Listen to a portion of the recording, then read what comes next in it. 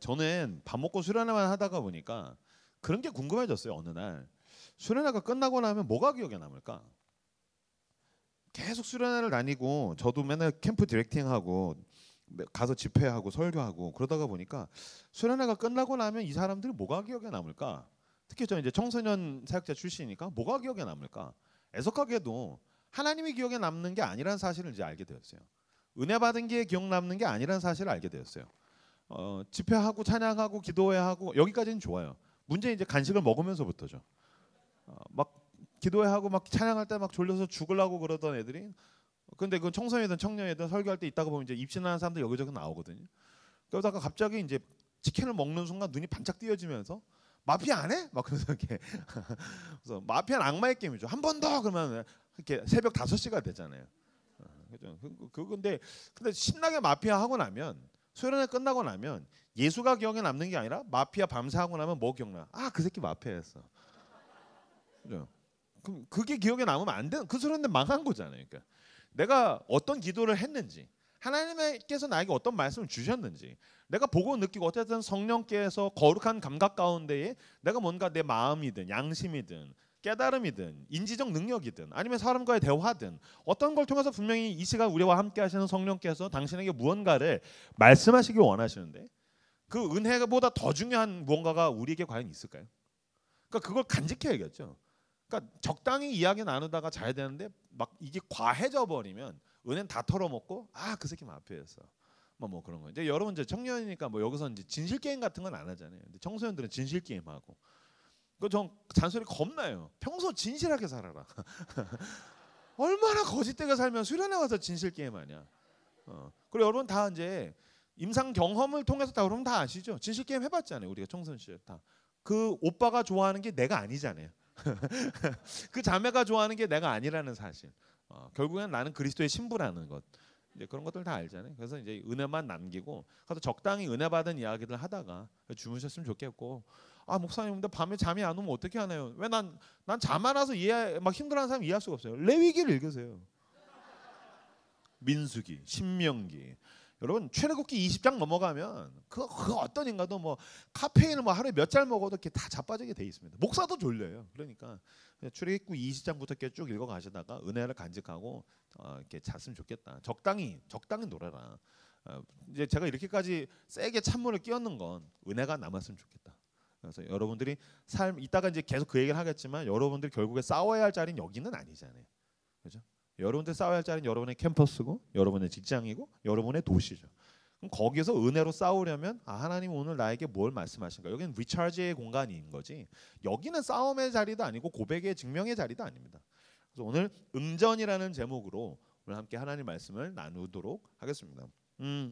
다윗과 골리앗에 대한 이야기입니다. 뭐 어제 호구조사 해봤더니 뭐 다 아시니까.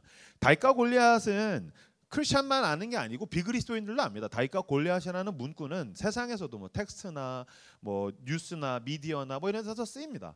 뭐냐면은 두 개인이나 두 집단이 싸웠는데 한쪽이 너무 열세일 때, 그러니까 하나가 너무 크고 하나가 너무 작을 때, 싸움이 안 되는 싸움을 했을 때 이게 다윗과 골리앗의 싸움이다라는 이야기들을 이제 하는 거죠. 그래서 만약에 우리나라가 브라질이랑 축구했다 그러면 이건 다윗과 골리앗의 싸움이다. 뭐 이런 얘기들. 그다음에 여러분들이 벤처로 창업을 했는데 여러분 앞에 대기업이 있다. 그럼 이거 다윗과 골리앗의 싸움이다. 그다음에 여러분들이 음식 장사를 했는데 백종원이 오픈을 했다. 그럼 다윗과 골리앗의 싸움이다. 뭐 이런 식으로 이제 얘기를 하는 거죠. 여러분 다윗과 골리앗에 대한 본문 뭐 읽은 게 1, 2, 3가 아닐 거예요. 은혜도 다 받았을 테고. 근데 여러분 한번 생각을 해보죠. 여러분 이 본문을 믿는다고 생각하세요? 여러분 이 본문을 과연 여러분 믿는다고 생각하세요? 그러니까 무슨 말이냐면 다윗과 골리앗에 대한 본문에 대한 상처가 여러분에게 사실 분명히 있어요. 여기에 대한 상처, 배신감이 있어요. 예? 무슨 말이냐면요. 교회에서는 청소년 기간에 은혜 받을 때 다윗이 골리앗을 이겼다라고 배웠는데 삶의 자리에서는 사실 골리앗의 발에 짓밟혀 죽는 다윗을 수도 없이 봤어요. 골리앗을 이긴다고? 무슨 소리야? 골리앗이 뭐야? 동네 골목 대장도 이겨본 경험이 없어. 전교 1등이 뭐야? 반 1등도 이겨본 경험이 없는데 교회만 오면 다윗이 골리앗을 이겼다라는 거예요. 그러니까 이거는 그냥 어떤 면에서는 고대 설화, 레전드, 전설 이렇게 생각하고 아 그래 교회에서는 다 다윗이 골리앗 이겼다고 얘기하지. 나랑은 상관없는 거지. 그러니까 이 부분에 대한 배신감이 있는 거예요. 나는 그렇게 청소년기 때 예수 잘 믿었는데 여러분 예수 잘 믿었더니 막 성적 막 올라갔어요? 안 오르죠. 나는 저는 이제 어제 말씀드렸죠. 우리 교회는 그리스도 양 아치만 잔뜩 있었다고. 예수 잘 믿는 애들 많거든요. 반에서 30등 하던 애가 진짜 믿음이 갑자기 생겼는데 미친 듯이 기도하기 시작했어요. 미친 듯이 갑자기 막 성경을 읽기 시작했어요. 게다가 얘가 막 갑자기 공부하겠다 해서 미친 듯이 공부하는 거예요. 그래서 야, 내가 그동안 봐왔던 그 간증, 이 주인공이 탄생하는구나. 다음 시험을 봤는데 30등이었는데 또 30등이에요. 이거 뭐지? 그래서 내가 막 애가 너무 낙심하길래 야, 안 하던 짓을 했는데 죽지 않은 게 어디냐. 더 해보자. 더 열심히 기도하고 더 열심히 성경 읽고 더 열심히 공부했는데 또 시험 봤는데 30등, 29등, 막 31등, 28등, 30등 계속. 왜 이러지? 보니까 그냥 머리가 나빠요. 그러니까 얘는 반 1등도 못 이기는 거예요. 그러니까 우리는 교회만 오면은 막 전교 1등이 되고 막 하나님께 영광 돌려드리고 막 슈퍼히어로가 되는 것 같은 느낌. 골리앗을 이길 수 있을 거라고 배웠는데 삶의 자리에서는 사실 그렇지 않았단 말이죠. 그러니까 우리가 여기에 대한 굉장한 배신감을 가지고 있어서 이게 차곡차곡 무의식 가운데의 삶에 켜켜이 내면화되어서 사실 이거 우리가 안 믿어요. 에이 말도 안 돼. 그건 그냥 교회에서 하는 얘기야. 못 이겨. 이기려면 뭐 계산이 나와야 돼. 그러니까 내 연봉 정도면 뭐 여기 정도 들어가겠지. 내 커리어 정도면 난 이런 삶을 살게 되겠지. 그러니까 우리는 똑같이 세상 사람들은 계산기 두드리고 계획하고 내 수준에서는 이 정도 살 수 있을 거야. 골리앗은 못 이겨라고 생각을 하는 거예요. 그렇다고 해서 오늘 제가 여러분들이 예수를 믿으면 골리앗을 이긴다라는 이야기를 할 건 아니에요. 오늘 본문에 대한 걸 잘못 배웠다는 이야기를 하는 거예요. 다윗이 골리앗을 이겼어라고 배운 게 잘못 배운 거예요. 다윗이 골리앗을 이겼어요? 아니죠. 오늘 본문을 다윗이 골리앗을 이겼어라고 하니까 우리가 다 배신감을 가지고 있는 거예요. 오늘 본문은 다윗이 골리앗을 이겼다라는 이야기가 아니에요. 그럼 오늘 본문의 내용은 뭐죠? 오늘 본문의 핵심은 그겁니다. 다윗은 골리앗이랑 싸우러 나갔어가 중요한 거예요. 다윗은 골리앗이랑 싸우러 나갔어. 40일 동안 아무도 안 나갔어. 근데 다윗은 싸우러 나갔어가 오늘 본문에서 가장 중요한 지점인 거예요. 좀 더 자세하게 설명을 드리면 오늘 본문의 배경은 두 나라가 싸웁니다. 이스라엘이랑 블레셋. 지금도 싸우고 있죠. 그죠? 가자 지구에서 이스라엘이랑 팔레스타인. 그러니까 얘네 싸움은 수천 년을 이어온 싸움이에요. 여러분 고대의 싸움은 국가와 국가의 싸움은 세 대상의 싸움이라고 생각하면 돼요. 나라와 나라의 싸움, 그 다음에 국가대표의 싸움, 그리고 그 뒤에 있는 백그라운드의 싸움이에요. 첫 번째 이스라엘과 팔레스타인이 싸워요. 블레셋이 싸워요. 그럼 누가 나와야 돼요? 국가대표가 나와요. 그러니까 얘네가 1000명 선거놓고 스타트 그러면 1000명이 가서 막 패싸움을 하는 게 아니고 쭉 서가지고서 누가 나오냐 하면은 국가대표가 나와요. 국가대표가 1대1로 맞짱을 뜨면 우리나라가 싸운다고 생각해요. 이건 지금도 마찬가지예요. 그렇죠? 저는 축구 싫어해요. 왜냐하면 하나님께서 제 다리에 은혜를 베풀지 않으셨고 저주를 하셨어요. 저는 다리로 하는 스포츠를 너무 못해요. 유일하게 하는 국유 종목은 농구입니다. 농구도 그냥 그나마 깔딱깔딱 하는 거. 그래서 우리 교회에서 농구하면 또 임 목사님 사령관 농구하시네 뭐 이렇게 다 저한테 패스하면 저는 혼자 조단이 되는 느낌. 그래서 목사님 이러려면 JMS처럼 축구를 하세요 막 그러더라고. 근데 어찌 됐든 저는 이렇게 축구 별로 안 좋아해요. 달리기 못해가지고. 근데 축구 좋아하는 친구들 있죠. 여기도 분명히 있어요. 이제 남자 형제들. 이 새끼들 새벽기도 나오라면 안 나오다가 막 새벽 2, 3시까지 막 EPL 보고 눈 시빨개져가지고서 막 다음날 막 짜증내고 있고 너 왜 그래? 우리 팀이 졌어요. 네 팀이 어딘데? 그러면 뭐 저쪽에 영국에 있는 어느 팀 얘기하고 뭐 거기 왜 니네 팀이야? 너 영국 가봤어? 아니요. 막 그러고 아 우리 팀이 졌다고 막 열반하고 막 메뉴가 졌다고 막 빡쳐하고 막 그런 애들. 그러니까 이제 저희 교회도 그런 애들이 있어요. 남자 형제들. 어느 날 목사님 어제 축구를 보셨습니까? 아니. 우리나라가 축구했는데 어떻게 안 볼 수 있습니까? 우리나라가 축구했는데. 그래서 무슨 소리야? 우리나라가 언제 축구했어?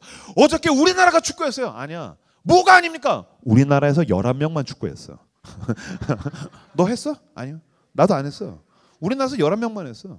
너 아는 사람 거기 있어? 텔레비로 온 사람 말고. 그렇지? 우리나라 11명. 그러니까 국가대표가 하면 우리가 했다는 거 느낀 거죠. 한일전. 우리나라가 했다. 그러니까 국가대표가 싸우면 우리가 싸운다는 거 느낀 거예요. 그래서 나라와 나라의 싸움, 국가대표의 싸움. 그리고 나라 앞에서 국가대표가 싸울 때의 뒤에 있는 백그라운드가 중요합니다. 이거는 여러분 지금도 현실 세계에서도 일어나는 일이에요. 그죠? 남자들끼리 소시적에 길 가다가 어깨빵 했어. 빡 부딪혔어. 그러면 바로 싸워요? 아니죠. 빡치면 야 도끼 형님 아니야? 야 너 뭐 독사 형님 아니야? 호구조사 하잖아. 그러니까 내 뒤에 누가 있는지. 꼬맹이 때도 그러잖아. 또 막 치고받고 이렇게 싸우기 전에 뭐예요? 야, 우리 아빠 진짜 무서워. 우리 아빠 깡패야. 우리 아빠 형사야. 막 하면서 우리 아버지 그냥 아무것도 아닌데 막 뻥치고 있고. 그러니까 자기 뒤에 어떤 백그라운드가 있는지에 대한 이야기. 그래서 백그라운드와 백그라운드의 싸움, 나라와 나라의 싸움, 국가대표의 싸움, 백그라운드의 싸움. 그래서 이스라엘과 블레셋이 나왔어요. 그러면 국가대표가 나와야 돼요. 마지막으로 백그라운드 누구였어요? 신이죠. 그들이 믿는 신. 그러니까 나와가지고서 신에 대한 이야기를 겁나 하는 거예요. 니네 신 뭔데? 야, 우리 신 바알 장난 아니야. 기도한 막 비 내렸만. 니네 신 뭔데? 우리 아세라 몰렉 장난 아니야. 막 인신제사 받아. 니네 신 뭔데? 블레셋에서 바알을 가지고 나와가지고서 상대 신을 모욕하겠죠. 그러면 이스라엘이 나와서 국가대표가 우리 야훼 하나님 장난 아니야라는 이야기를 해야 되는데 국가대표가 못 나와요. 문제가 있어요. 블레셋의 국가대표 이 새끼는 좀 반칙이에요. 이 이름은 뭡니까? 골리앗. 학자들이 키가 2m 50 넘을 거라고, 2m 50에서 2m 70 정도로 이야기합니다. 그럼 여러분들 별로 놀라지 않으시는데 우리 교회에 실제로 198짜리 형제가 있어요. 그게 보면은 와 진짜 개 크다. 진짜 겁나 커. 겁나 커. 그래서 걔 때문에 제가 사령관 농구하는데 너무 도움이 돼요. 목사님 아무렇게나 던지십시오. 제가 다 받겠습니다. 198짜리가 이러고 있으면 진짜 너무너무 커요. 근데 우리나라에서 골리앗이라는 별명 가진 사람 제가 알기로 2명 있어요. 서장훈 그리고 그 씨름하는 누구지? 최용만. 그치? 서장훈하고 최용만. 아니지 최용만 맞나? 왜 갑자기 이름이 낯설지? 테크노 골리앗 맞아요? 최용만? 아, 예, 죄송합니다. 가끔씩 이럴 때가 있어. 최용만. 근데 걔네 그 친구들은 한 2m 10 정도 안팎으로 제가 알고 있어요. 근데 얼마나 크냐면은 그 최용만 앞에 가면은 제가 잡으면 마이크, 그 친구가 잡으면 추파춥스. 그죠? 제가 잡으면은 뭐 그 우승컵, 트로피, 제가 잡으면 트로피, 그 친구가 잡으면 머그컵. 막 이렇게 되는 모든 걸 다 귀요미로 만들어 버리잖아요. 그러니까 이게 제가 지금 1m 76인데 이게 40cm의 벽이라는 게 40cm만 커도 모든 걸 귀요미로 만드는데 서장훈이나 테크노 골리앗이랑 골리앗 진짜 골리앗 나오면 40cm 차이예요. 그러니까 진짜 어마어마하게 큰 거예요. 그 새끼는. 골리앗은 막 대가리도 골리앗, 막 주먹도 골리앗, 막 무슨 이놈의 새끼를 막 이러고 있으니까 진짜 무섭죠. 그러니까 그런 놈이 블레셋에서 국가대표로 나와가지고 야 니네 신 뭔데? 뭐 여호와 야훼 뭐 웃기고 자빠졌어 뭐 나와. 근데 40일 동안 한 명도 못 나가는 거예요. 40일 동안 한 명도 못 나가는 거예요. 이게 무슨 뜻입니까? 이스라엘의 패배주의에 대해서 지금 성경이 고발하고 있는 거예요. 그러니까 골리앗이 나와서 덤벼. 근데 한 명도 못 나가요. 40일 동안. 여러분 패배주의는 무엇입니까? 패배와 패배주의는 달라요. 패배는 싸우고 지는 건 패배고 싸우지도 않고 지는 건 패배주의예요. 그러니까 하나님께서 지금 이스라엘의 패배주의를 고발하시는 거예요. 니네 왜 싸울 생각도 안 하냐? 니네 싸우라고 훈련시켰는데, 니네 싸우라고 갑옷 입혔는데, 싸우라고 니네 트레이닝 시켰는데 왜 니네 가서 칼 한번 휘둘러 볼 생각도 안 해? 내가 여기 있다 임마. 왜 니네 그 대답 한번 못해? 왜 응전은 고사고 응답도 못해? 왜 한 놈도 못 나가냐? 만군의 여호와 하나님이면서 여기서 군이 암이 아닙니까? 싸움에 능하신 하나님. 만군의 여호와 하나님을 믿는다면서 왜 니네는 가서 칼 한 번 휘둘러 볼 생각을 못해? 하나님이 이스라엘의 패배주의를 그대로 고발하시는 거예요. 그런 생각을 한번 해볼 필요가 있죠. 골리앗이 나와가지고서 덤벼 그랬어요. 근데 첫 번째 형이 이스라엘에서 나갔어. 그 형도 한 2m 정도는 돼. 딱 나가가지고서 너는 칼과 창과 단창으로 나오지만 난 만군의 여호와 하나님이라고 나갔다 나갔어요. 여러분 그때 블레셋은 철기 문명이고요. 이스라엘은 청동기입니다. 그러니까 사울 왕이 자기 갑옷을 왜 주냐면은 그때 유일한 철기였기 때문에 벗어준 거예요. 왜냐면 청동검이랑 철검은 이렇게 상대가 안 되거든. 그러니까 어쨌든 이 형이 나갔어. 막 이 형도 2m야. 칼과 창과 단창으로 해서 샥 휘둘렀어. 그때 골리앗이 철검을 휘둘렀더니 이스라엘 형의 칼도 반토막이 나고 이스라엘 형도 반토막이 났어. 그래서 내 앞에서 만약에 그 형이 죽었어. 와 겁나 무섭다. 골리앗 장난 아닌데. 근데 이제 두 번째 형이 막 내 동료를 죽였어. 덤벼라. 그래서 두 번째 형은 이렇게 밟아서 터져 죽었어. 세 번째는 휘둘렀더니 죽었어. 네 번째는 막 바람 불었더니 죽고 막 째려봤더니 죽고 막 휘잉하면 막 10명씩 죽고 막 그래. 그래서 내 앞에서 내가 만약에 이스라엘 군사인데 병사 워리어인데 내 앞에서 40명 죽었어. 내가 그 자리 현장에 있어. 내 앞에서 40명이 죽었어. 와 진짜 개 무섭다. 장난 아니다. 저 새끼 전쟁에 신인가 보다. 근데 갑자기 골리앗이랑 눈이 마주쳤어 내가. 그래서 골리앗이 41번째는 너냐? 그러면 나 같아도 아 왜 밀어 새끼야. 나 아니야. 나 아니야.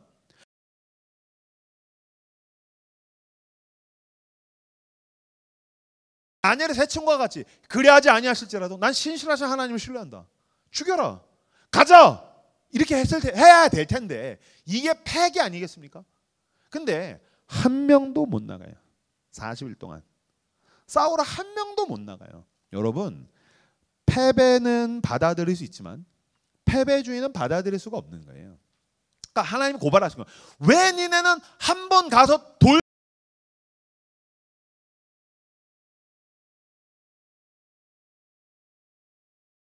받아서 그 돌멩이에 하나님의 강한 주먹으로 붙드사 골리앗을 때려 죽이셨겠어요. 이 새끼들아 니네 싸우라고 준비시켰는데 여러분 이건 어떤 면에서 한국 교회에 대한 고발 아닙니까? 제자 훈련 백날 받으면 뭐하냐. 트레이닝 시켰더니 왜 나가서 싸움을 생각도 안 하냐. 초, 중, 고, 대학, 직장까지 계속 신앙생활했는데 왜 세상에 나가서 싸움을 생각도 안 하냐. 세상에서 뭐라고 말만 하면 깨갱하고 맨날 길들여지고 타협하고 그러고 자빠졌냐. 싸워야 될 거 아니냐. 어떤 면에서 이건 한국의 기독교인들에 대한 그 패배주의. 왜 니네 싸워볼 생각도 안 해? 라는 이야기를 하나님께서 오늘 우리에게 여전히 하고 계시다는 것입니다. 여러분 패배는 자 따라 주십시오. 패배는 자연스러운 것이다. 여러분 패배는 자연스러운 것입니다.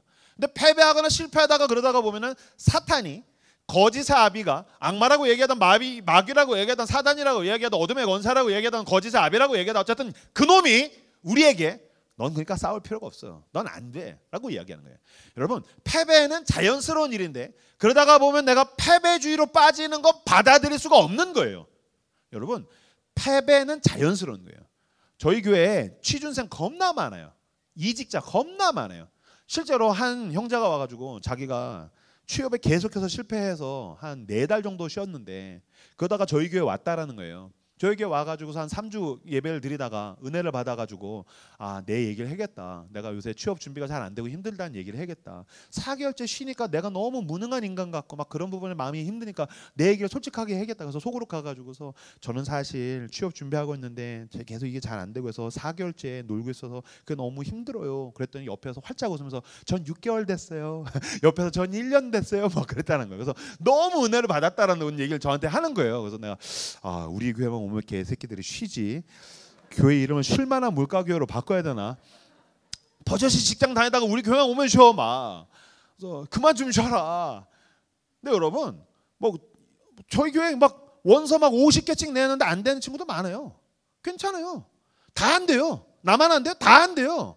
그죠? 취업 다 안 된다고. 나만 가난해? 다 가난해. 그죠? 결혼 다 못해. 괜찮아. 얼마나 좋습니까? 위아더 월드. 다 같이 헬조선 할렐루야. 나만 바닥에 치면 나만 병신인가? 그럴 텐데 다 바닥에 있어. 할렐루야. 여러분 패배는 자연스러운 일이에요. 저는 이렇게 제가 말씀드렸죠. INTP, T가 거의 100이라고. 저는 이렇게 목사님 힘들어요. 저는 일상적인 위로 전 안 해주는 스타일이에요. 목사님 힘들어요. 내가 더 힘들어 새끼야. 넌 애도 안 키우잖아. 근데 이벤트가 있으면 위로해줘요. 목사님 저 퇴직했어요. 밥 먹자. 예 목사님. 너 뭐 먹고 싶어? 스파게티요. 순댓국 먹자. 난 순댓국 국밥 충이거든. 순댓국 먹자. 이 새끼 너 나도 모르냐면서 가가지고 이제 국밥 먹고. 때려쳐서 힘들겠다. 걱정 마. 다 쉬운 거 알지? 우리 교회 실만한 물가교회인 거 알지? 괜찮아. 너 언젠간 취업해. 다 해. 괜찮아. 걔 있지 걔그 취업 이번에 이직한 놈 이집 이게 성공한 놈 그래서 간증한 놈 야 그 새끼 지난달에 나 앞에서 막 울고 저는 쓰레기예요 그런데 버젓이 또 들어갔어 알지 괜찮아 다 들어가 괜찮아요. 그래서 저는 이벤트 있으면 이렇게 위로해줘요. 목사님 헤어졌어요. 목사님 헤어졌어요. 아 그래 밥 먹자. 뭐 먹을래? 순댓국이요. 아 너 이제 우리 교인이구나. 가자 밥 먹자. 밥 먹으면서 어땠어? 그 오빠는 좋은 오빠였어요. 아니야 지옥 갈 거야. 예? 너랑 헤어졌으니까 이제 지옥 갈 거야. 진짜요? 저주해도 돼요? 목사님 저주면 안 되잖아요. 무슨 소리야? 시편 봐봐. 시편 다 저주야. 여러분 시편은 다 저주예요. 아시죠? 시편은 다 저주입니다. 괜찮아. 너랑 헤어졌으니까 지옥 갈 거야. 제가 헤어졌을 때 늘 제일 마지막에 이렇게 찬물 끼얹듯이 해주는 말이 있어요. 근데 잘 들어라. 그 새끼는 지옥 갈 거고 걔는 지옥 갈 거고 어쨌든 너는 이제 우리가 함께 지내야 되니까. 이별은 자연스러운 일이야. 이별은 자연스러운 일이야. 예, 목사님 남의 일이라고 막 함부로 말하신 거 아니에요? 막 그러면 아니야, calm down. 이성적으로 생각해. 이별은 자연스러운 일이야. 사람은 그 자연스러운 일을 계속해서 반복한단다. 반복하고 반복하다가 아주 기이하고 희한한 일을 하게 되지. 사람들은 그 일을 일컬어 결혼이라고 이야기한단다. 그죠? 한 인간과 50년을 살겠다는 약속은 미치지 않고서는 할 수 없는 약속이죠. 세상에 어떤 인간이 핸드폰을 50년 약정을 한단 말입니까? 그렇죠? 절대로 하지 않죠. 핸드폰 50년 약정 하시겠어요? 누구도 하지 않아요. 그렇죠? 집도 50년, 이 집에서 내가 50년 살겠다고 하는 집도 끔찍해. 그렇지? 그런데 내가 한 인간과 50년을 살겠다는 약속은 정말 미친 약속인 거죠. 그러니까 자연스러운 이별, 사랑과 이별이라는 자연스러운 일을 반복하다가 이상한 일을 하게 되는 거예요. 여러분, 실패는 진짜 자연스러운 일이라고요. 유도하면 제일 먼저 뭐 배워요? 낙법 배워요. 자빠지는 걸 배운다고요. 자빠지는 법을 배우지를 않으면 엎어치기를 할 수가 없다고요. 근데 이 새끼들 젊은 놈들 가서 엎어치기부터 하려고 그래. 들어매치기부터 하려고 그래. 그러니까 상대를 넉다운 시키려고만 해. 내가 자빠지는 법, 안전하게 눕는 법, 자빠지고 누워도 안 죽는다는 법을 배워야 일어설 수 있고 싸울 수 있고, 그래 어쩌다가 한번 이기는 거예요. 여러분, 내가 여러분에게 희망을 드릴게요. 여러분 생각해보세요. 다윗이 늘 이겼을까요? 아니요. 제가 계속 말씀드리겠지만 다윗은 찌질이에요. 찌질이. 다윗은 늘 찌질했다고. 그러다가 한 번 이기니까 영웅이 되죠. 마찬가지예요. 저 보세요. 저 여러분, 제가 어제 말씀드렸죠. 난 40대 중반에서 잘 나가는 목사라니까.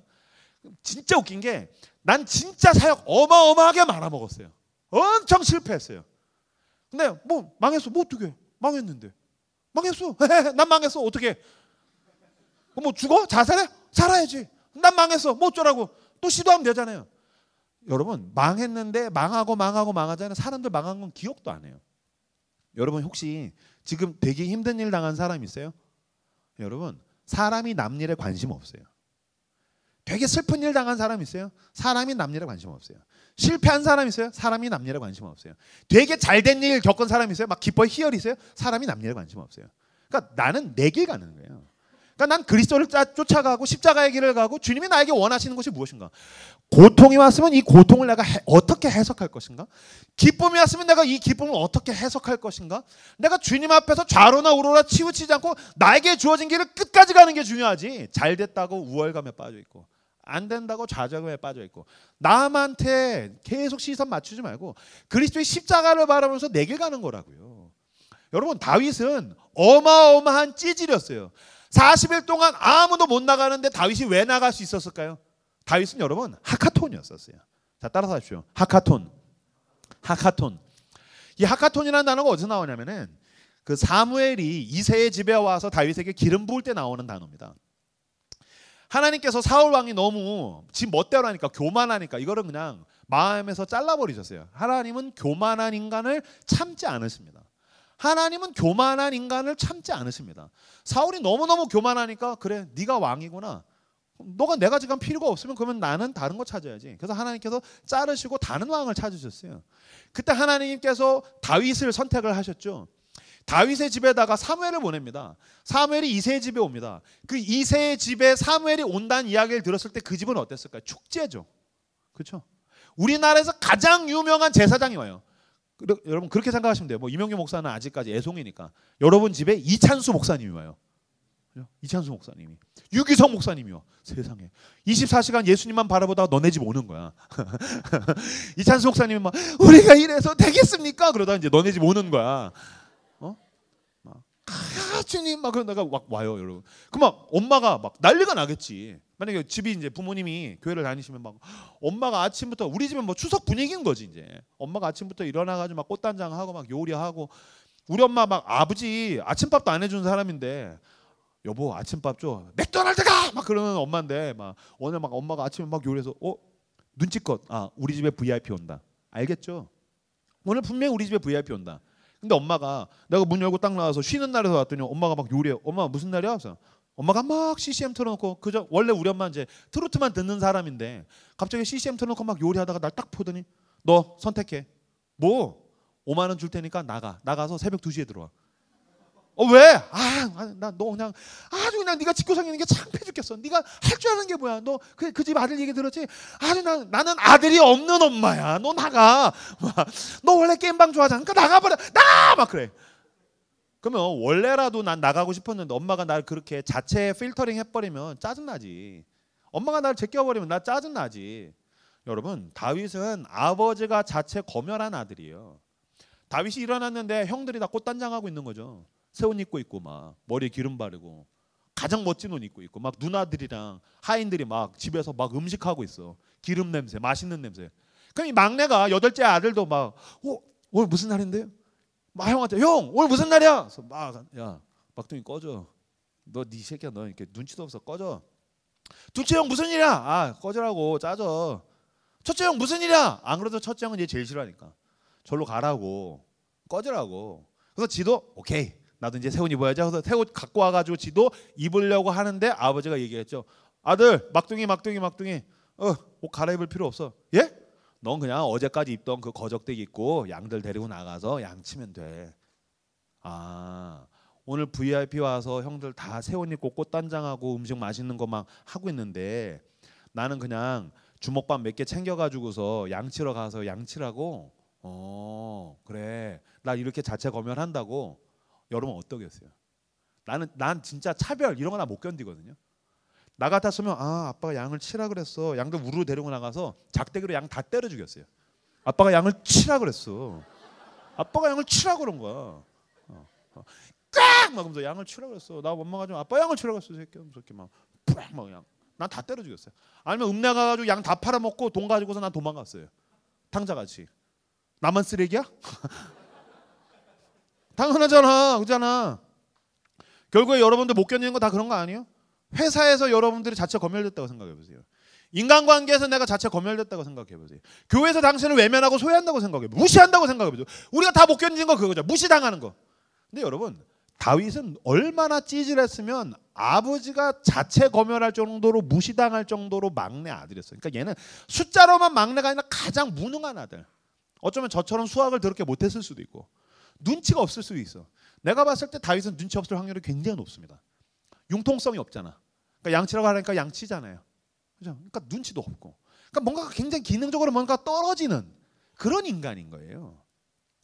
이때 사무엘이 와서 기름을 부을 때 사람은 외모를 보거니와 나 여호와는 중심을 보느니라. 아들이 이게 답니까?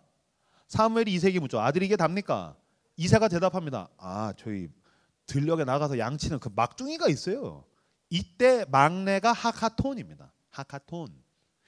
이 막내가 하카톤인데 이 하카톤은 숫자로서 끝이 아니에요. 뭐라고 생각하시면 되냐면 제일 끄트머리에 있어서 쓸모없는 것이란 뜻이에요. 생선으로 치면 생선 꼬리, 하카톤. 쓸모없는 거, 못 쓰는 거. 제일 귀퉁이에 있는 거. 그죠? 과일로 치면 제일 마지막까지 매달려 있는 거, 못 먹는 거, 까치밥, 하카톤. 다윗은 하카톤이었었어요. 쓸모없는 거였었어요. 그래서 아버지한테서 제껴져서 혼자 양치러 갔는데 여러분 만약에 문학적으로 아니면 영화적으로 그 구성을 다시 거기를 재구성해 보면 양들이 쫙 있는데 오늘 집에서 잔치해. 근데 나는 이렇게 양을 보고 있어야 돼. 그럼 난 그런 생각 들 것 같은 거야.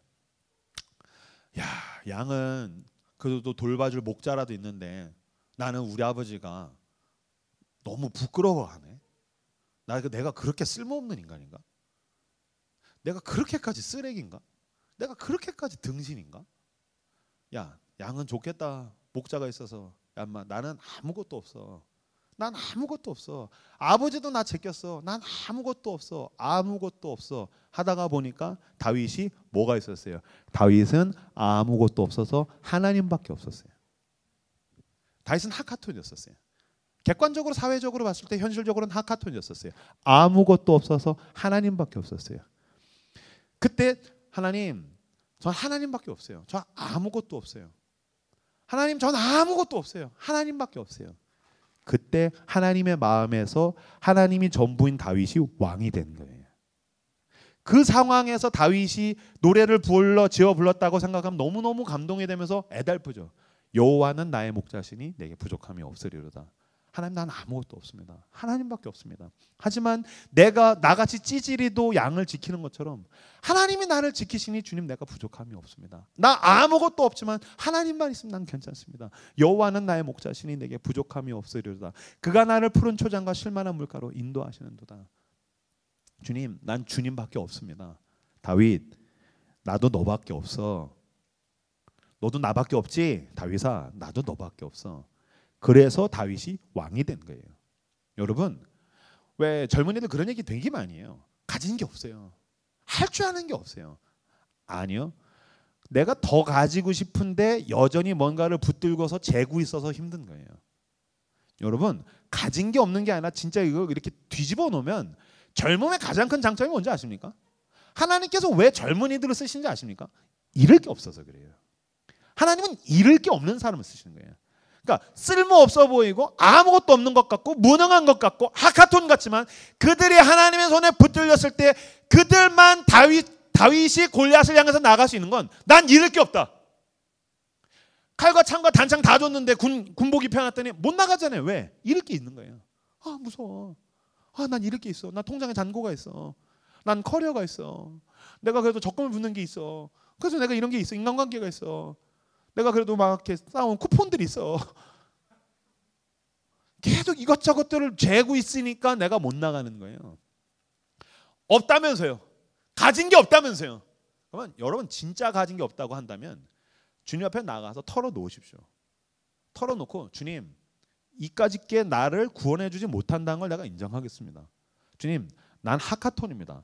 난 가진 게 없습니다. 난 아무것도 아닙니다. 라고 하며 내 앞에 있는 골리앗을 향해 나갈 때, 내 앞에 있는 늑대를 향해 나갈 때, 사자를 향해 나갈 때, 곰을 향해 나갈 때 하나님께서 일하시기 시작하더라라는 것입니다.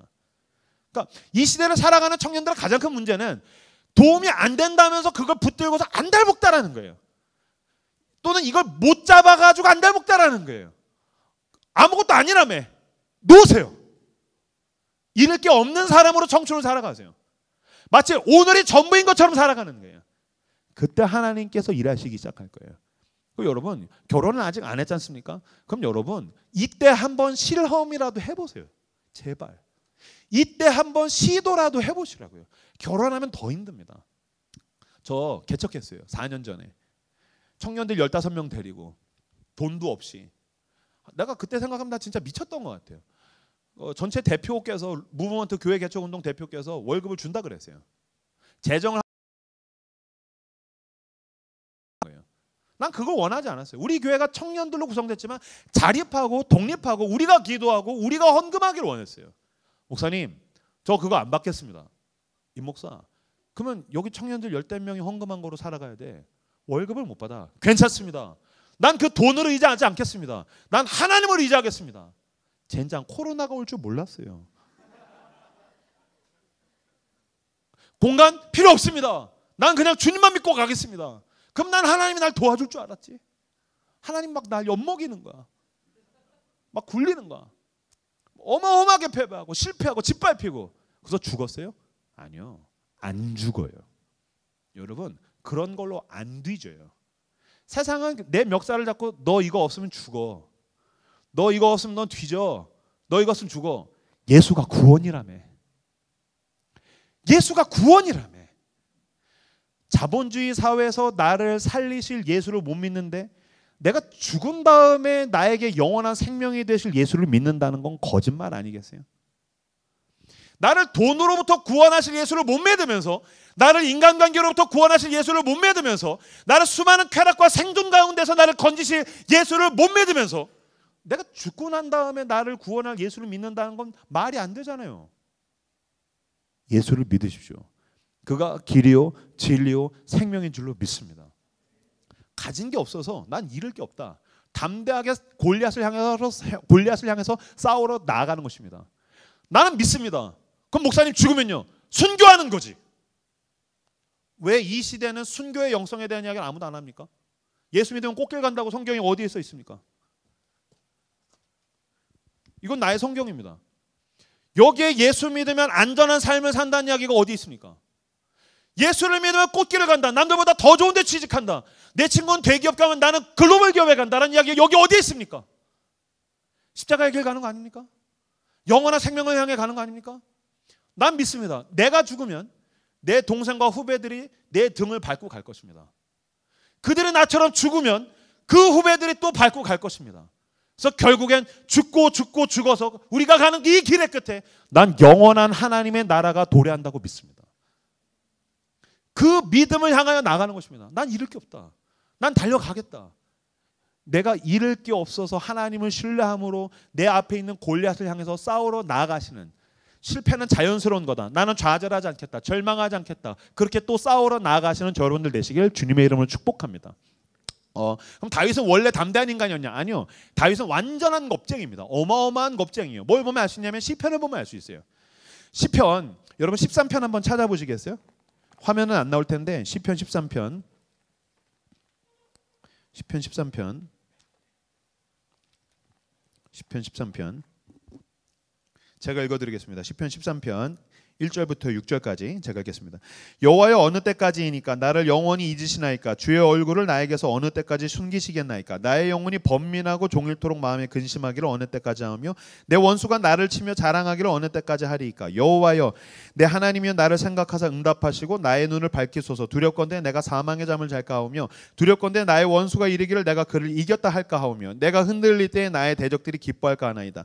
나는 오직 주의 사랑을 의지하여 싸우니 나의 마음은 주의 구원을 기뻐하리다. 내가 여호와를 찬송하리니 이는 주께서 내게 은덕을 베푸심이로다. 아멘. 예, 1절에서 4절까지가 A 파트고 5절에서 6절이 B 파트입니다. 무슨 말이냐면요, A 파트랑 B 파트가 연결이 안 돼요. A 파트는 한탄이에요. 난 망했어요. 난 죽었어요. 내 왼수들이 날 죽인대요. 내가 사망의 잠을 잘까 합니다. 내가 죽어야 속이 시원하시겠어요? 이런 뜻이잖아요. 내가 죽어야 속이 시원하시겠어요? 나를 죽이시려는 거예요? 나를 망하게 하려는 거예요? 하나님 뭐 하시는 거예요? 주무십니까? 한탄이에요. 어떤 면에서 굉장히 분노하고 있는, 절규하고 있는 다윗을 그릴 수가 있죠. 그렇게 막 분노하고 두려워하고 절규하고 막 그러다가 갑자기 B파트 5절, 내가 주의 구원을 기뻐합니다. 찬송합니다. A랑 B가 개연성이 없다고요. 도약이 너무 심해요. 그죠? 보세요. 망했어요. 죽었어요. 난 끝났어요. 그러다가 기뻐요. 찬송해요. 조울증이에요? 다윗은 조울증 환자인가요? 아니죠. 무슨 뜻입니까? A와 B 사이에 뭐가 있어요. 어떤 일이 일어났다고요. 이건 다윗의 찬송이에요. 찬송이자 기도입니다. 그가 나를 죽이겠다는 왼수들과 죽을 것 같은 상황 가운데 홀로 하나님 앞에 나가는 거죠. 모두가 나를 외면했을 때 양치기로서 혼자 가서 그 전력에서 하나님을 찾듯이, 하나님 난 망했어요. 난 끝났어요. 죽인대요. 하나님 뭐 하시는 거예요? 막 울고 울다가 하나님이 임재하시는 거죠. 내 안에 있는 두려움들이 밀려나가고 하나님의 임재가 채워지기 시작합니다. 내 안에 있는 공포와 불안감이 밀려나가면서 하나님이 주시는 은혜가 나를 다시 채우기 시작해요. 기도하고 울고 쏟아내, 난 망했어요. 죽었어요. 그러다가 기도 제목이 바뀌기 시작하는 거죠. 그 A와 B 사이에 뭐가 있어요? 하나님의 임재가 있다고요. 울고 울었더니 하나님의 임재가 나타나서 기도 제목이 바뀌는 거예요. 하나님, 하지만 신뢰합니다. 주님 늘 그랬습니다. 하나님, 당신이 날 지키실 줄로 믿습니다. 당신이 날 인도하실 줄로 믿습니다. 나는 하나님의 구원을 기뻐합니다. 주님이 함께 하시면 난 담대할 수 있습니다. 주여, 나에게 용기를 주십시오. 나는 나갈 것입니다. 할렐루야. 그러면서 덤벼라. 그리고 나가는 거예요. 여러분, 예수님이 있는 힘은 여기에 있는 거예요. 여러분, 제가 붙들고 있는 문구가 있어요. 하나님 앞에서 우는 사람은 사람 앞에서 울 일이 없어요. 하나님 앞에서 우는 사람은 사람 앞에서 울 일이 없어요. 힘든 일 있으면 맨날 사람 쫓아가. 힘든 일 있으세요? 사람 찾아가세요. 나 힘들어. 걔는 내 힘든 거에 아무 관심 없어요. 술 먹어. 우리 친구야 하나야. 다음날 걔는 아무 관심 없어요. 오히려 10명 중에 8명은 나에게 무관심하고 내 힘든 얘기 하잖아요. 그럼 한 명이 가가지고, 야, 그 새끼 진짜 찌질해. 내 욕하고 다녀요.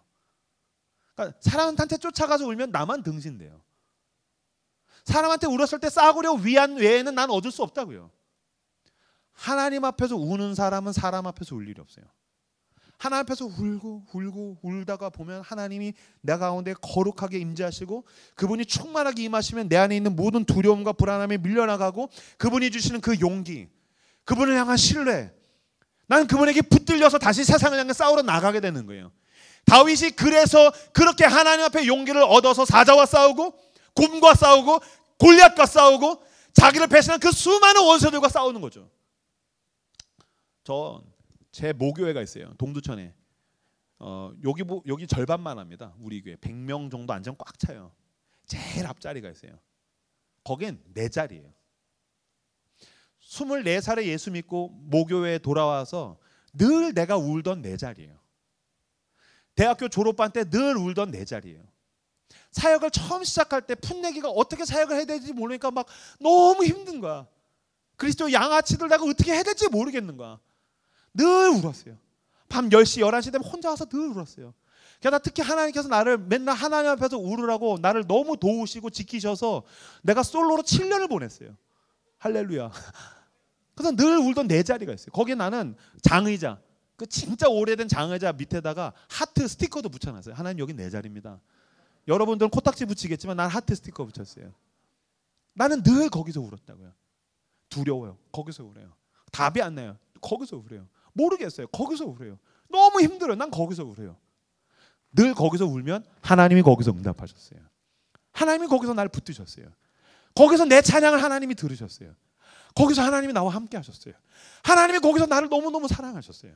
하나님께서 거기서 나를 인도하시기 시작했어요.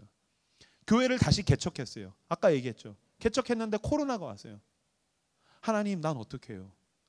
하나님 코로나가 왔는데 사람들 다 떠나가고 모일 수 있는 공간도 없고 하나님 난 언제 월급 받아요? 나이는 40 훌쩍 넘었는데 내 가족은 어떻게 해요? 난 이제 대리운전 할까요? 하나님 난 어떻게 해요? 저녁에 성경 공부하고 신방하잖아요. 그럼 나랑 같이 만났던 청년들은 막 웃으면서 집에 돌아가요. 지네는 직업이 있으니까. 지네는 월급날이 있으니까. 목사님 감사합니다. 막 가요. 그럼 나는 운전해서 막 집에 오다가 보면 마음이 막 눌려요. 마음이 어두워져요. 어둠이 내 마음을 붙들기 시작해요. 지배당하기 시작해요. 그러면 집에 못 가요. 어차피 집에 가봤자 잠이 안 와요. 그럼 나는 내 모교회, 불 꺼진 예배당, 내 기도의 자리, 내 눈물의 자리로 가요. 가서 찬송가 펴놓고 찬송 부르다가 기도하기 시작해요. 울고 하나님 난 망했어요. 나 언제 월급 받아요? 우리 교회 어떻게 해요? 주님 저를 불쌍히 여겨주세요. 왜 개척하라고 하셨어요? 나는 어떡하라고요? 막 울고다가 하나님 하지만 괜찮습니다. 늘 이럴 때마다 주님이 나를 붙드셨음을 믿습니다. 나와 함께 하시는 하나님의 당신의 전능하심을 믿습니다. 주님 나는 모르지만 주님께서 내 길을 아심으로 주님 나는 주님을 따라가길 원합니다. 예 맞습니다. 주님 나를 붙들어 주십시오. 덤벼라 세상아 하고 나가요. 다음날 아니요 난 망했어요. 하나님 난 망했어요. 난 끝이에요. 다시 또 어떤 교회라도 있으면 부목사로 가고 싶어요. 망했어요. 덤벼라 세상아 하고 나가요. 아니요 난 망했어요. 난 망했어요. 덤벼라 세상아 나가요. 그러고 3년 왔어요. 돌아보니까 그러고 3년 왔어요. 사람들이 나한테 힙한 목사래요. 우리 교회 힙한 교회래요. 인스타그램 잘하고 유튜브 잘하고 거긴 청년들 막 몰려든다고 힙한 교회는 아니요. 난 늘 울었어요. 거기서 하나님이 나와 함께 하셨어요. 하나님 앞에서 우는 사람은 사람 앞에서 울 일이 없어요. 난 그렇게 울면서 왔는데 어느 순간인가 보니까 내 앞에 사자가 자빠져 있어요. 내 앞에 곰이 자빠져 있어요. 내 앞에 골리앗이 배를 보이고 자빠져 누워 있어요. 내가 한 게 아니에요. 난 하나님 앞에서 너무 두려워서 운 거예요. 하나님 앞에서 울고 세상 앞에서 담대한 저 여러분들 다 되시기를 그리스도 여러분을 축복합니다. 다윗의 고백을 한번 볼까요? 45절 말씀 같이 읽도록 하겠습니다. 45절 읽겠습니다. 시작.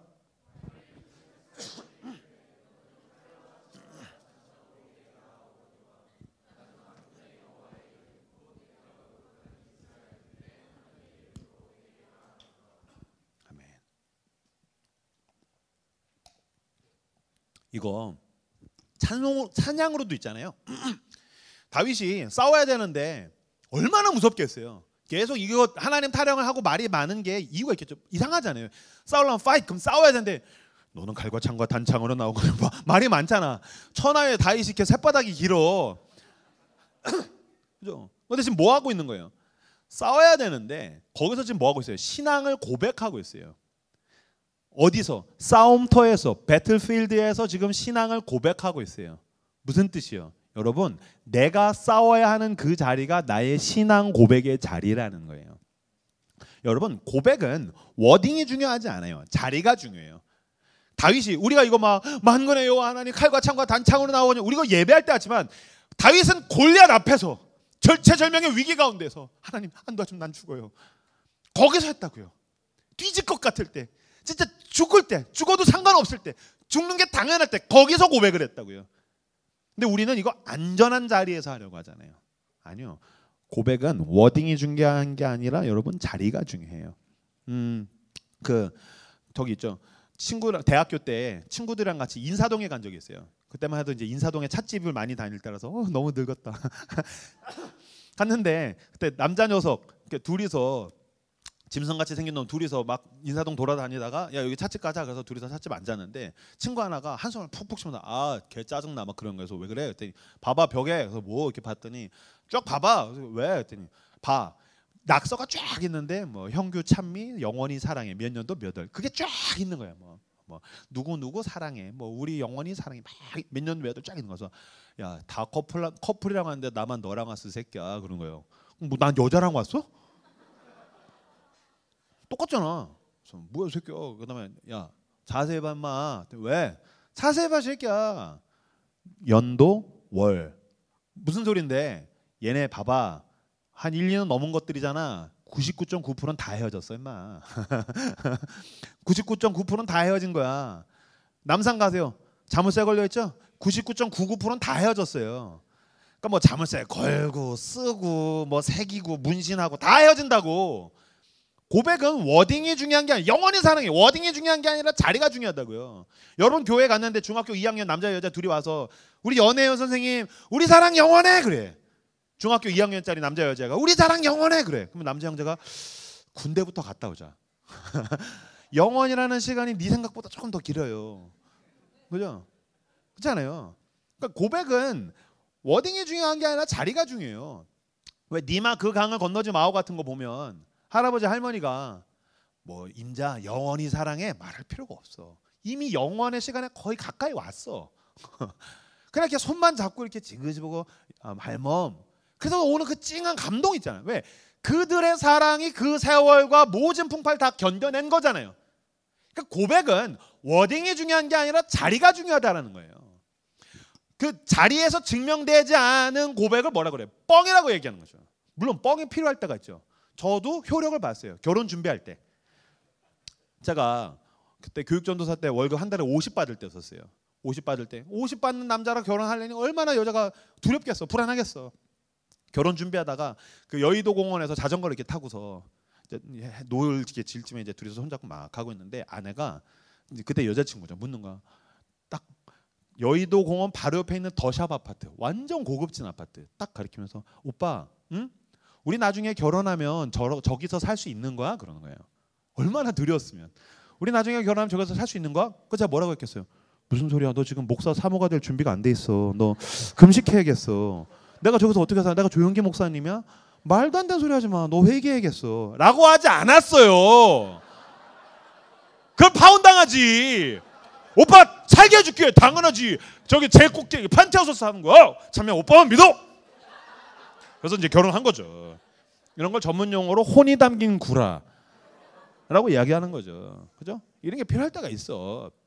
근데 여러분 증명되지 않은 고백은 뻥인 거예요. 뻥. 그래서 고백은 어디서 하느냐가 중요한 거예요. 구약에서 이 다윗이 이 고백을 전쟁터에서 했다면 신약에서 가장 유명한 고백이 있죠. 마태복음에 있는 베드로의 고백입니다. 예수님께서 제자들에게 물으시죠. 사람들이 나를 누구라고 하느냐? 근데 그 다음 구절은 뭔가 제자들의 대답이 석연치 않아요. 이렇게 머리를 이렇게 뒤통수를 긁으면서 뭐 예레미야, 뭐 선지자, 뭐 세례 요한, 뭐 쭈뼛쭈뼛대는 느낌이 있어요.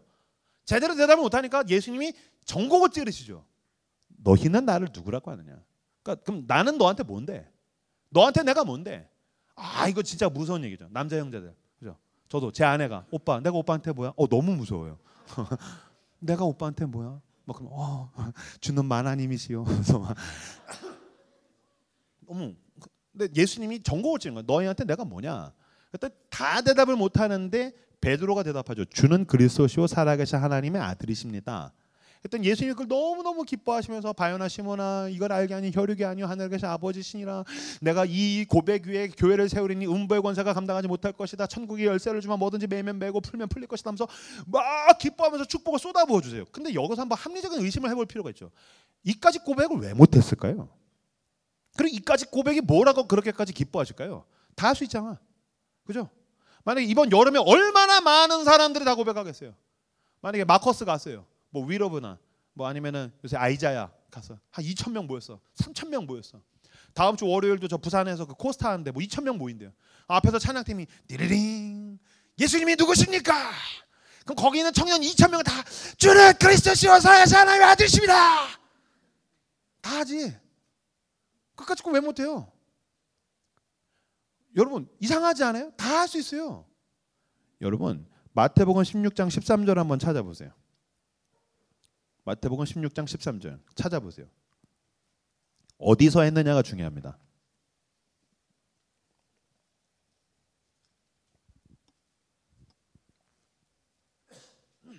자, 16장 13절 같이 읽겠습니다. 시작.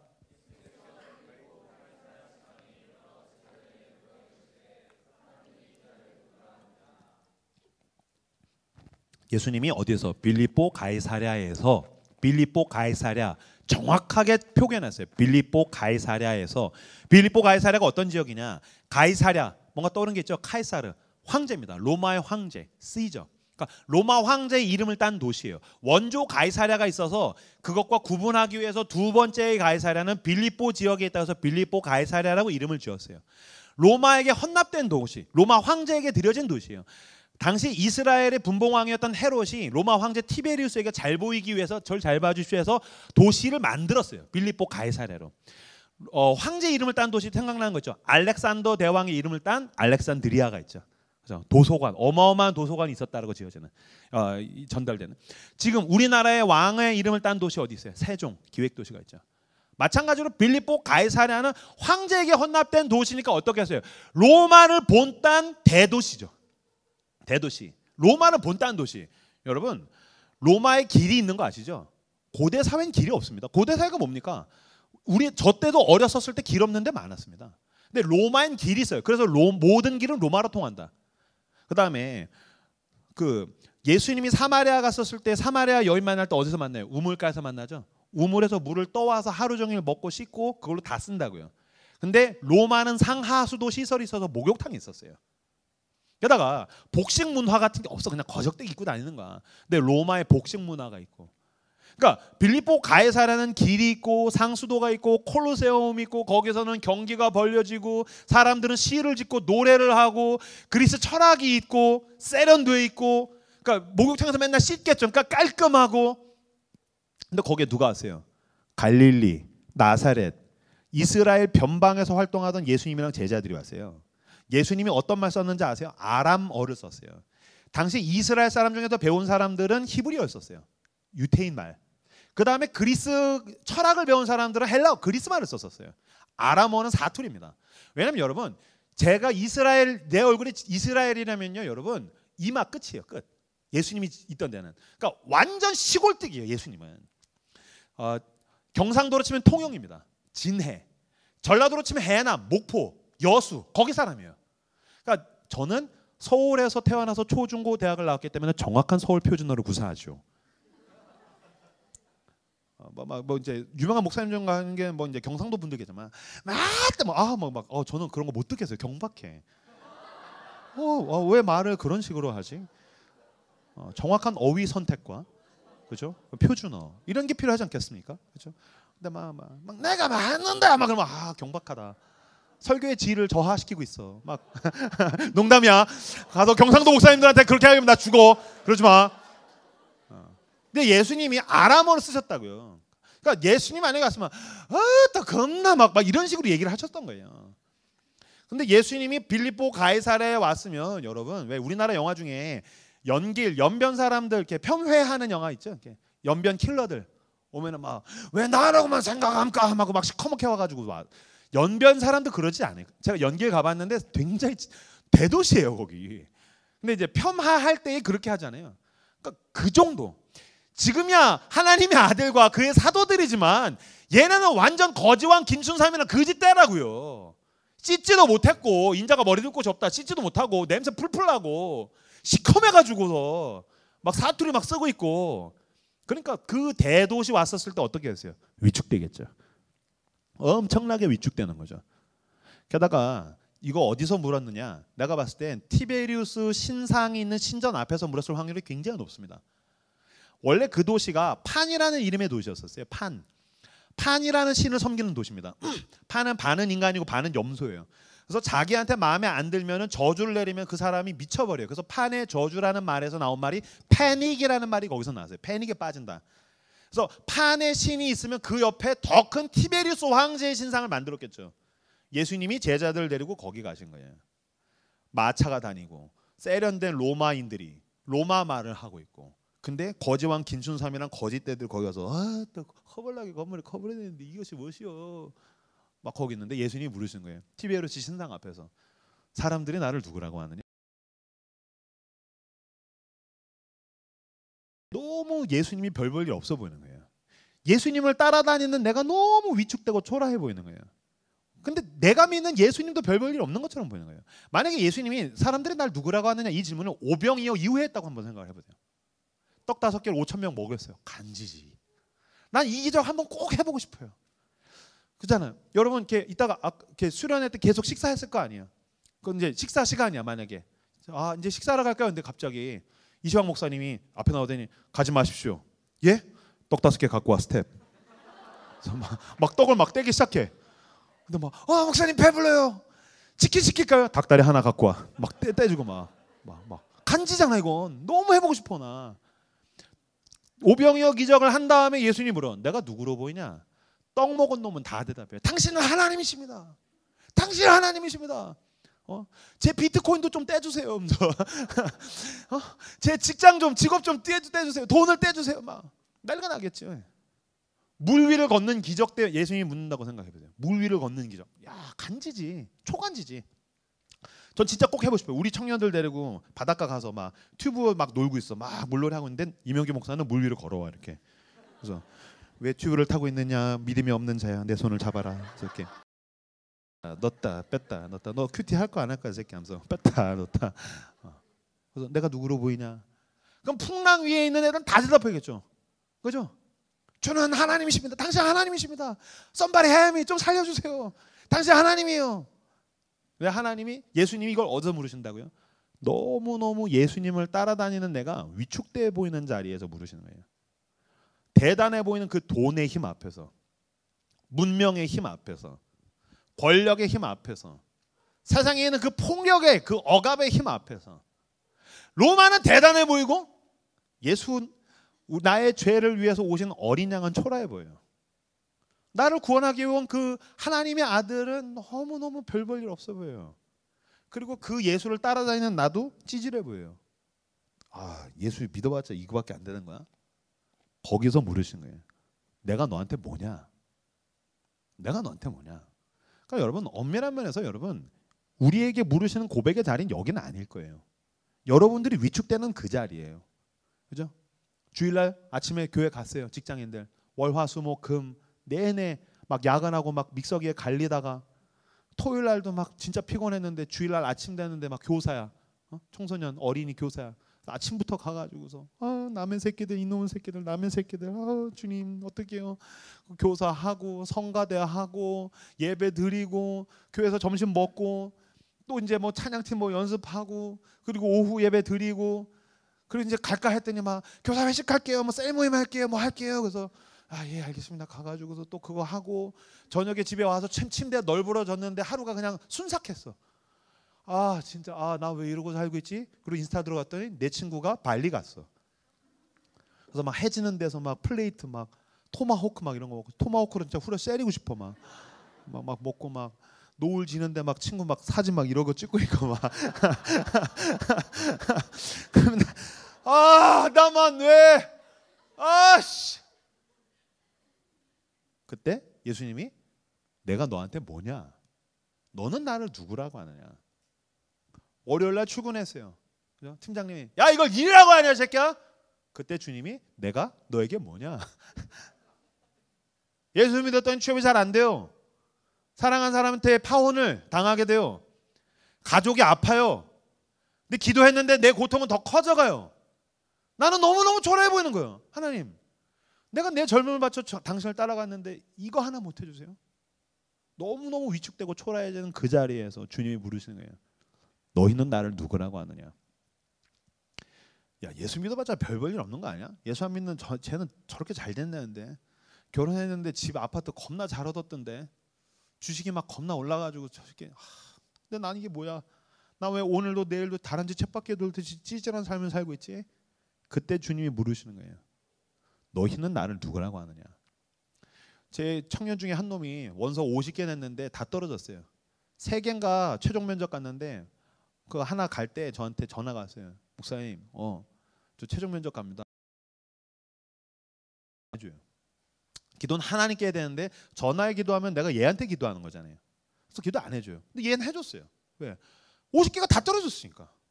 그래서 야, 최종 면접 몇 명 간다냐? 뭐 5명이래요. 자, 기도하자. 주님, 5명 최종 면접이랍니다. 3명은 면접보다 오줌 지릴지어다. 아멘. 막 1명은 배탈 날지어다. 아멘. 대야 넌 붙을지어다. 아멘. 떨어졌어요. 떨어졌어. 목사가 영빨이 없어. 떨어졌어요. 내가 얼마나 짜증난지 몰라. 하나님, 이거 못 도와줍니까? 내가 뭐가 됩니까? 장사를 하자는 거야, 말자는 거야?